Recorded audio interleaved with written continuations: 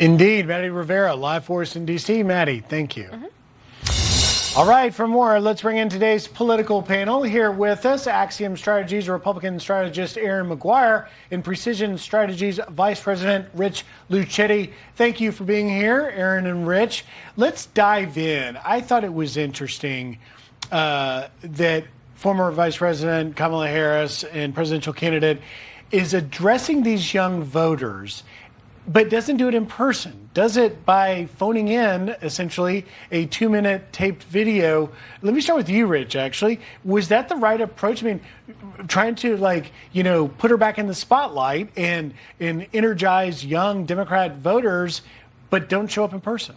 Well, I think that's a question for former Vice President Harris. I think it's very important that Democrats address how they performed with younger voters in the last election. Democrats had a huge problem with Gen Z, but we've already seen in the first 6 months of President Trump's term that his numbers have started going off a cliff with Gen Z. So there's an opportunity for Democrats there.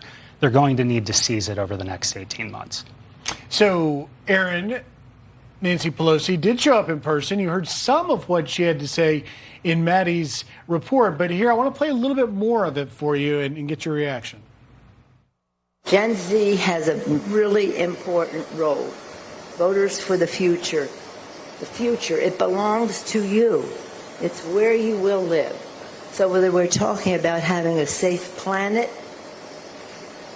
that will exist for everyone into the future, a strong democracy for what happens into the future. So that's interesting. So, and she goes on to say, a strong economy.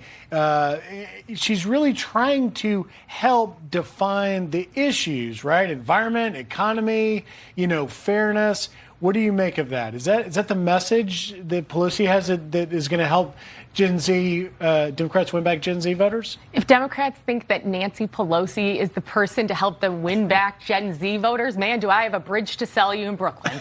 It is obscene to think that that woman is going to connect with these people in any way, shape, or form. She's standing there talking about Democrat victories in 06 and 18 to young voters who likely were in, I don't know, maybe not even born in 05. And now she's trying to tell them, back when we won in my day, here's how we did it. If you want to connect with voters, you need to get them where they are. And to your point that Trump is losing support with Gen Z, he gained massive ground that Democrats are going to have to try to make up. And Trump softening doesn't mean Republican softening, right? There is still a difference. Trump is his own person. And while he is the face of the Republican Party and the leader, Republicans run their own race and have their own conversations to have with Gen Z voters, because we're going into the midterms right now. It's selling what's been done on Capitol Hill, and Democrats don't have a message to sell. And with Nancy at the helm, they don't have someone to sell it either. Well, let me throw it to you, Rich. What is the message for the Democrats, not just in Gen Z, but for the midterms? People look at Washington, D.C. right now, and we see this not just with the Democratic Party, but the Republican Party and President Trump. They're dissatisfied with what's happening in Washington right now. It's because people are working harder than they ever have before, and a lot of people in this town don't see it every day. They're working harder than they ever have, and they're still not getting ahead. Republicans are not going to be able to distance themselves from the president in the midterms because they just voted for the big, beautiful bill, which rips away health care from 17 million people, which is going to make grocery costs higher, which is going to reduce food and nutrition assistance for seniors and veterans. What we're going to see, I think, in the next month is Republicans going back to their districts, holding town halls.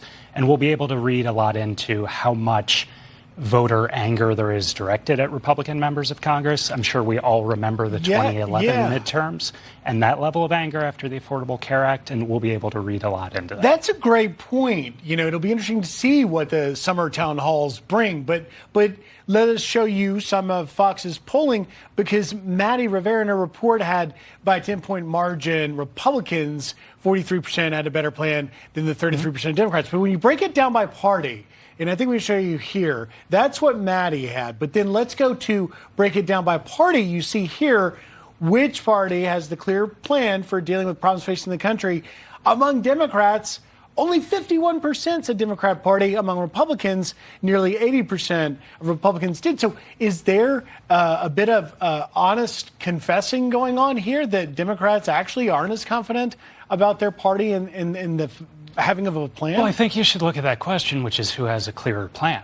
And the message, the plan that Republicans have is very clear because they just passed a massive budget bill. Democrats have no power right now. They're in the minority in the House, they're in the minority in the Senate. It's going to take a while. We're about 6 months in before Democrats unite around a midterm message. I expect that they're putting that together, that they will roll that out. It'll focus on healthcare, it'll focus on the economy, it'll focus on, if you go deeper into that poll, the issues where voters still do trust Democrats more than they do Republicans. Erin, you want to have at that? I think that Democrats, while normally history would suggest that things are on their side, right now Republicans do have the one big beautiful bill, and they need to go home to their districts and sell, sell, sell. They need to be talking about the fact that there are tax cuts in this legislation. According to some polling, some people believe that that could raise your taxes. That's not the case. They need to be having a conversation with the American people, because the fear-mongering of the Democrats that this bill will hurt them, it's just not going to pan out this way. You've heard all of this Democrat fear-mongering since Trump has come back into power about inflation, about war, about geopolitical conflict. And what have you seen? You've seen trade deals come on board. You've seen unbelievable jobs reports that were not expected. You've seen real wage growth go up. You see geopolitical confidence in the United States. That is a plethora of issues to be able to go and talk to the American people about. And to Republicans, not only should they be selling that, they should be selling the path forward. The path forward is, we've done the one big beautiful bill with reconciliation. We've done rescissions. Those are two major opportunities to bring spending under control. And now we can take the appropriations process and really tackle what's ahead when it comes to this bloated, crazy bureaucracy in D.C. that doesn't serve the American people. Republicans have the message. Let's go sell it. And we'll see if they can do that in those town halls. Rich has a great point. Rich Lucetti and Erin Maguire, thank you for being here. Great discussion as always. Thanks for having us. All right. Meanwhile, President Trump in Scotland expected to meet with UK